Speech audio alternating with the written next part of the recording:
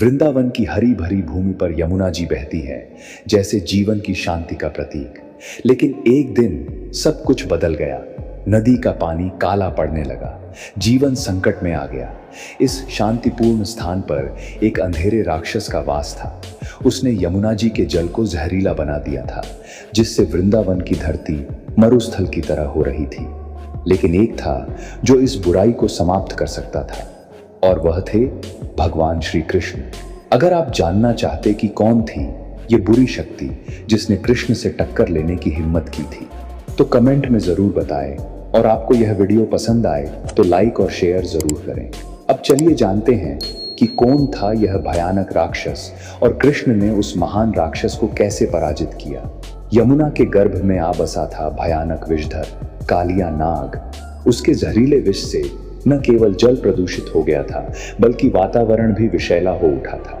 वृक्ष मुरझाने लगे थे, जीव जंतु मरने लगे थे, पूरा वृंदावन भयभीत था। एक दिन बालकृष्ण अपने गोप साथियों के साथ यमुना तट पर खेल रहे थे। गोप बालक बोले, कृष्ण, यमुना का पानी कैसा काला हो गया है, हमारी गायें तो पानी पीने से भी डर रही हैं। कृष्ण ने कहा, डरो मत मित्रों, जब मैं हूं तो कोई संकट नहीं रहेगा। आज हम इस संकट का समाधान करेंगे। गोप बालक पीछे से पुकारते हैं, लेकिन कृष्ण ने बिना किसी भय के यमुना में छलांग लगा दी। जल के भीतर गहरे अंधेरे में उनका सामना हुआ उस भयंकर कालिया नाग से।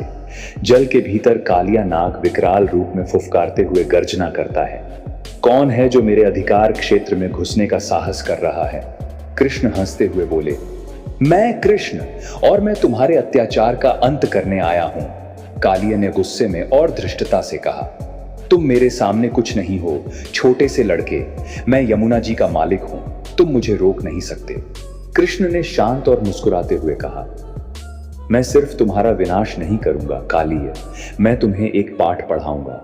कृष्ण ने अपने कोमल चरणों से कालिया के फनों पर नृत्य करना आरंभ कर दिया। कालिया थक कर चूर हो गया, उसके भीतर से विष समाप्त होने लगा। कालिया ने हार मानकर भगवान से क्षमा याचना की। कालिया गिड़गिड़ाते हुए कहता है, हे प्रभु, मुझे क्षमा करें, मैं तुरंत इस स्थान को छोड़ दूंगा और फिर कभी किसी को कष्ट नहीं दूंगा। कृष्ण ने स्नेहपूर्वक कहा, जा कालिया, और जहां भी जाओ वहां किसी को हानि मत पहुंचाना। यह धरती प्रेम और करुणा का स्थान है। कालिया नदी छोड़कर चला जाता है। यमुना का जल फिर से निर्मल हो उठता है।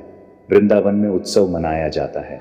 कृष्ण ने न केवल कालिया को पराजित किया, बल्कि वृंदावन की शांति और सुंदरता को फिर से वापस लाया।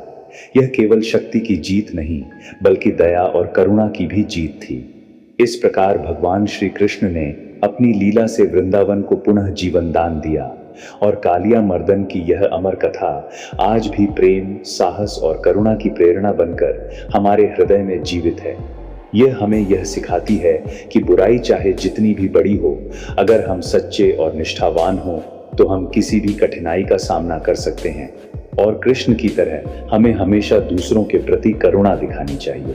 कृष्ण का यह रूप केवल वीरता का प्रतीक नहीं, बल्कि जीवन की सच्चाई और धैर्य का प्रतीक है। वह सच्चे प्रेम और दिव्यता की अवतार है। तो दोस्तों, अगर आपको यह कहानी पसंद आया हो तो वीडियो को लाइक, शेयर और चैनल को सब्सक्राइब करें, और कमेंट में जय श्री कृष्ण लिखें।